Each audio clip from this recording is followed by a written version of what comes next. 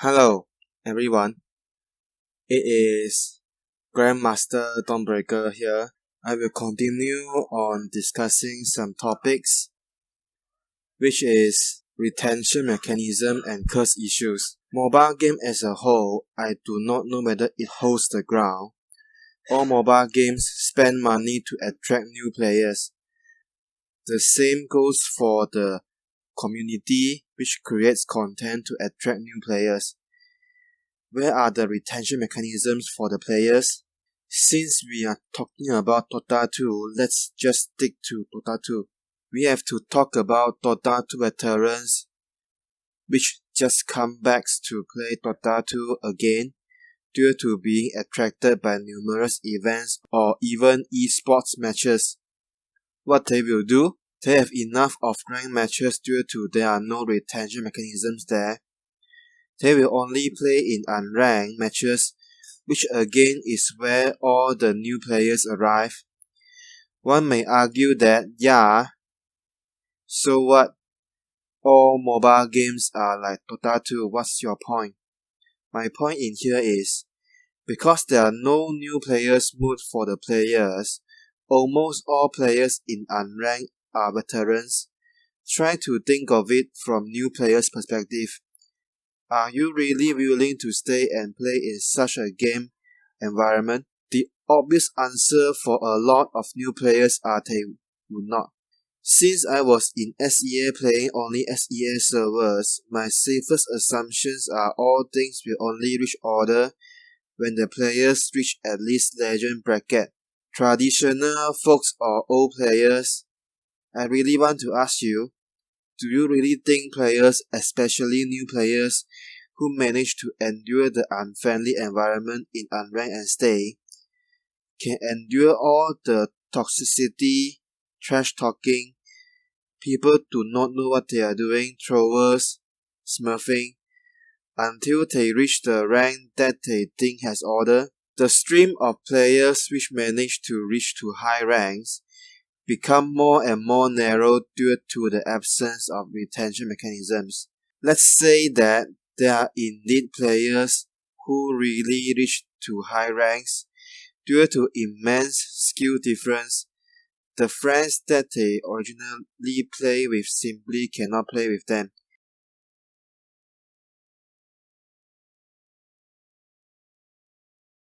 Although you can find new friends in your current bracket, but for sure you will find it to be lonely missing all of your friends. What do? You smurf. Be it boosting your friends up or dominate other lower ranks. Again, when people have enough, they go to unranked to play again. Tell me exactly how do you intend to reduce the amount of smurfing? How do you provide an actual working retention mechanism for new players?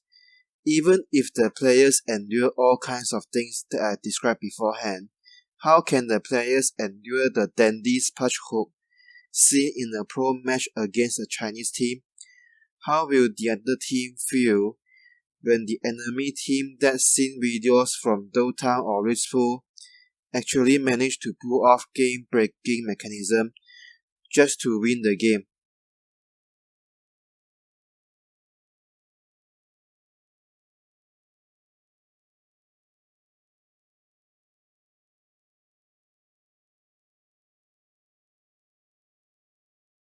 Where is the retention mechanism for the players who endure all kinds of stuffs just to reach legend again, to go through the same thing again?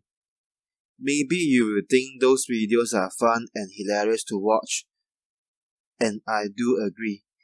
The questions that I want to ask you still remain. What exactly do you feel as a hardworking player which climbs through ranks? What exactly do you feel as a new player? Continue on smurfing topic. Considering the smurf's actual rank is divine, whereas he or she plays in legend bracket or lower than legend bracket, what kind of countermeasures does the lower bracket players actually have? They have none. Unless they have the skills of legend high hero tier players or low hero versatility players. These two kinds of legend players, when they meet with Smurf enemy, like it or not, does not matter you think it is fair or unfair, against Smurfs or high-rank folks. The skills of these players are required to even out the game or in some cases win the game. You will think this is madness, but that is the situation I observe. Like I said earlier, throughout my early narrative videos, high hero versatility high hero tier and low hero versatility high hero tier, as long as these two kinds of players are legit, their abilities or capabilities cancel out each other, reaching a balance yin and yang. My videos, which one of it is Grandmaster Invoker and Master Dawnbreaker, and the other one is where I take meat in a recent rank video. I know this is unfair to all the old players and traditional players, but no matter how much you want to deny it, no matter how much you want to reject it, there are always two sides to a coin. Hero tier by its own is indeed a decoration in many players' eye, as they have beat those players a lot of times. You can't, however, deny the fact that this, what you so-called as decoration, is an indication of how skilled the players are using that hero.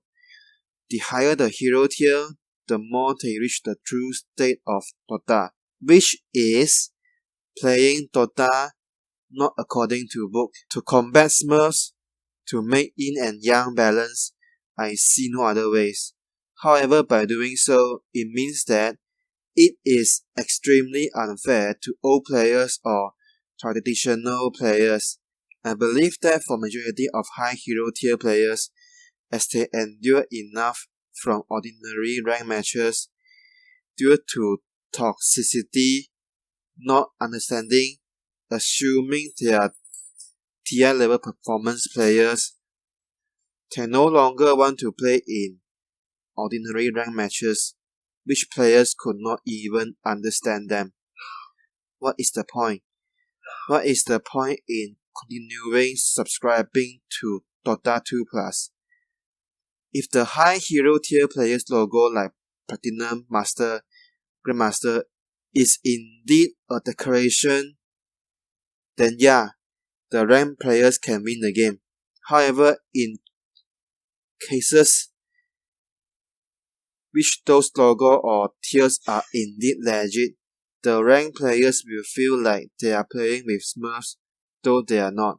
Don't you really think high hero tier players should play only with high hero tier players? Isn't this by itself a player retention mechanism? Isn't this by itself a player retention mechanism? Even though the ranked players lose fair and square, my question here remains, do they still have the motivation to play in ranked matches after knowing they could not even beat the same rank high hero tier players? Isn't this the reason why YouTube channels such as Holy Hacksaw exist?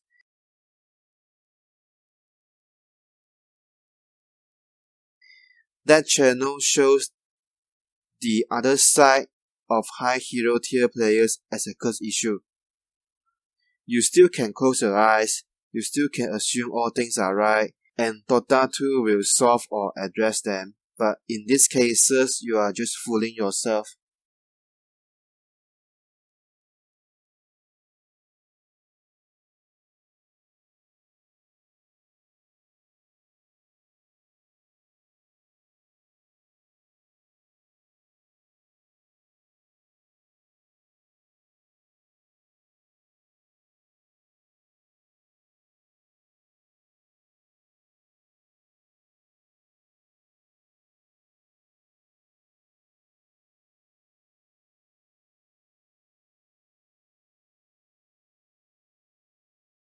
The curse issues I keep on saying and saying they need to be prioritized, but Doing so, I believe that it will make players like you quit.